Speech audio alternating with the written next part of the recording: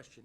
I think the best way to do that is to just give you a list of 4 or 5 things that are extremely counterintuitive and explain why most mental health experts will probably go astray. The first, and I'll do this very quickly, I think I can do it in 90 seconds. First of all, and think how counterintuitive this is, in an alienation setting, most children will align with the abusive parent. It's like these kids that you find that have been living with their abductors for years and then they resist capture, or Stockholm Syndrome. Very counterintuitive. Number 2, what we would call pathological enmeshment, and I'll define that briefly.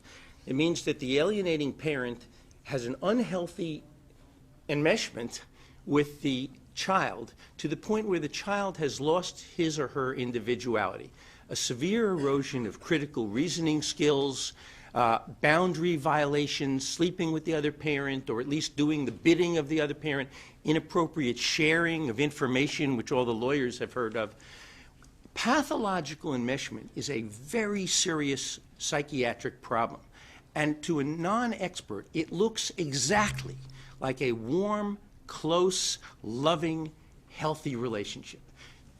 The non-expert comes in with perhaps a PhD or an MD in psychiatry or psychology, and what they see is let's just say mother and father for simplicity, but it's about a 50-50 spread of who does what these days.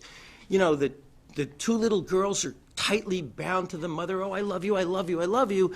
They look at dad and say, I don't want to see him, he's a bad man. She's perfect, he's rotten. The non-expert says, wow, look at that great relationship. They really don't know how to probe to see if there are 3 types of pathological enmeshment: infantilization, adultification, making them little adults. Why don't you decide if you want to see dad? Right there, that's adultification. Right there, that's pathological enmeshment. So I repeat, pathological enmeshment to a non-subspecialist, to an experienced forensic psychiatrist, looks just like a warm, healthy relationship. Okay, another thing that's counterintuitive is, well, I just said it. Who would think that a 65-year-old senior, well-respected forensic psychiatrist, forensic psychologist would get this backwards, let alone wrong?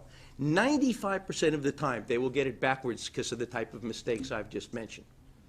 I'm giving you the short version.